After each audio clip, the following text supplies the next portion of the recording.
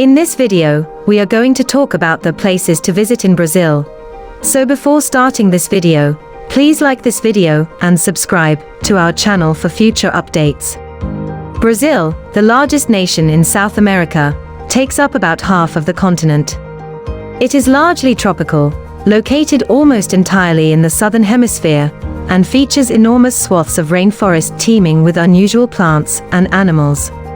Brazil is a popular tourist destination that offers visitors a tropical paradise, as well as an interesting cultural experience with activities to suit every taste, from peaceful beach vacations and rainforest expeditions to top-notch art museums and the pulsating rhythms of Rio's Carnival.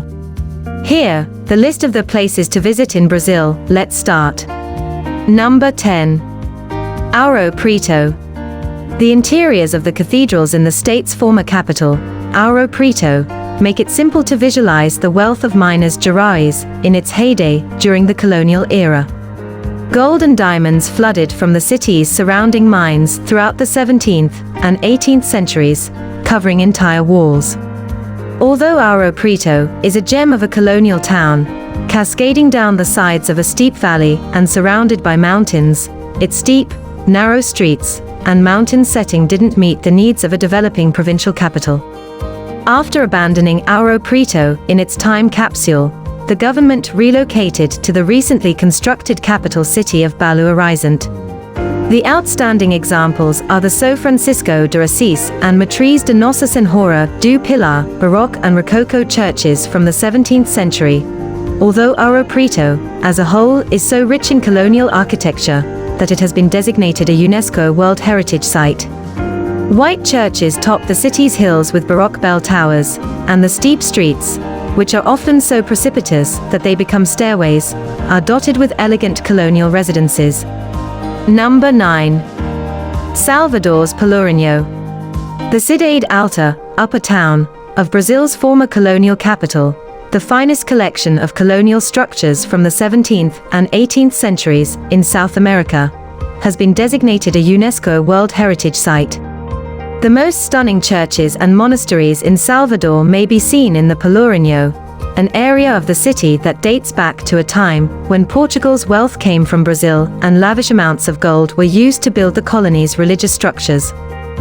The greatest and most lavish of the city's churches is São Francisco, which was constructed in the early 1700s and is adorned in elaborate carvings and gold leaf. Excellent azulejos, or Portuguese tile panels, can be seen in the choir and cloister. The Franciscan Third Order Church is located right adjacent to the former Friary Church. The intricately decorated facade with riotously carved figures is impossible to overlook.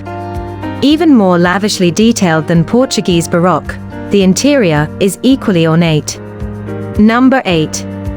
Brasília's modernist architecture.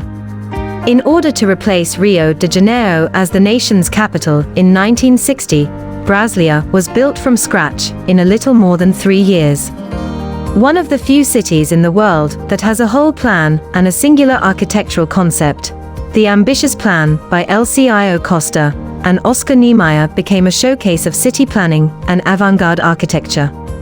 The entirety of the governmental area is made up of significant architectural highlights, which serve as the city's top tourist draws, instead of the typical mix of residential and business sectors.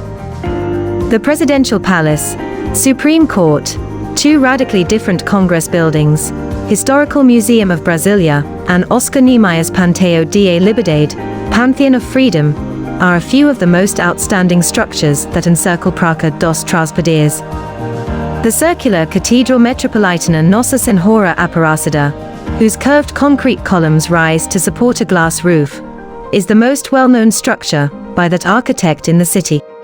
The Palácio dos Arcos, another of Niemeyer's iconic structures, is encircled by lovely gardens created by Brazilian landscape architect Roberto Burle Marx, who collaborated with Niemeyer on other projects around Brazil. Number 7. Amazon rainforests. The dark waters of the Rio Negro and the light, muddy waters of the Rio Solimões converge around 20 kilometers southeast of Manaus. They flow side by side for about 6 kilometers before combining to form the Amazon. This location, known as Encontro das Aguas, or the Meeting of the Waters, is reachable by boat from Manaus. Other boat excursions take you deep into the jungles and the system of rivers, channels, and lakes that the three rivers have created. The Anavilhanas Islands, an archipelago in the Rio Negro with lakes, streams, and flooded woods, provide a complete representation of the Amazonian ecology. On a boat trip here, you can see monkeys, sloths, parrots, toucans, caimans, turtles, and other wildlife. The 688-hectare January Ecological Park, which is also near to Manaus, features a variety of diverse ecosystems that you may explore by boat along its constrained rivers. Number 6. Ipanema. Beyond the Copacabana beaches, the stunning white sands transition into the equally well-known Ipanema beaches. The sand is separated from the row of hotels, restaurants, cafes, art galleries, and movie theaters by the same wave pattern that divides Copacabana's broad promenade here. This area is a well-liked gathering place all year long.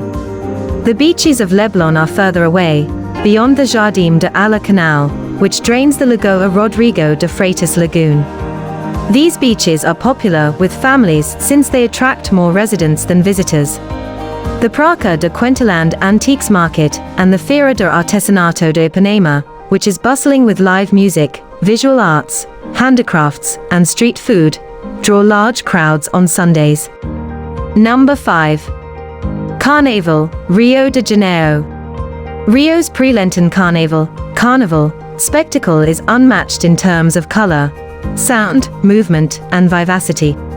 Without a doubt, this is not just another boisterous street party, but rather a meticulously staged spectacle where spectators can watch the parades of competing samba dancers from a specially constructed stadium designed by none other than Oscar Niemeyer, perhaps Brazil's most well-known architect. The 700-meter parade route, known as the Sambadromo, features dancers and musicians from the rival samba schools strutting their stuff in a stunning burst of colorful costumes. From these lengthy row of grandstand boxes, fans can watch from ringside seats. You can also discover carnivals in Salvador, Bahia, Recife, and other Brazilian cities if mob scenes aren't your thing, but more spontaneous festivities that are just as wild and colorful are. Number 4. Copacabana, Rio de Janeiro. The most upscale and well-known area of downtown Rio is located along Avenida Nossa Senhora de Copacabana and is surrounded on one side by 4 kilometers of white sand and crashing waves. A large promenade with a black and white mosaic floor that has an undulating design reminiscent of the streets of Lisbon, Portugal, separates the beach from the buildings and traffic. The seashore has a practical purpose. When the weather is nice, it is also a well-liked playground where people worship the sun, go swimming, and let their children construct sand castles. Discover restaurants, upscale boutiques, cafes, and stunning old buildings from the time when Rio was Brazil's capital as you stroll these streets. Number 3. Iguacu Falls. The Iguacu River thunders down into the gorge below in a semicircle of 247 waterfalls along the border of Brazil, Paraguay, and Argentina. The river is narrowed to a quarter of its normal width just above the falls, intensifying the intensity of the water. You'll never be able to see all of the falls at once, because some of them are over 100 meters high and span such a large region, but the Brazilian side offers the most expansive view. You can see the formations from various angles thanks to catwalks, a tower, and a bridge that extends all the way to the Garganta do Diabo, Devil's Throat, one of the largest. Number 2. Sugar Loaf, Rio de Janeiro. The Sugar Loaf, a rounded granite summit that rises 394 meters above the city and beaches, is the immediately recognizable symbol of Rio de Janeiro. The thrill of riding suspended in a cable car between Sugarloaf and the Morro da Urca, a lower peak from which a second cableway links to the city, is what draws tourists to its summit, which offers views over Rio and the harbor. Number 1. Cristo Redentor and Corcovado, Rio de Janeiro.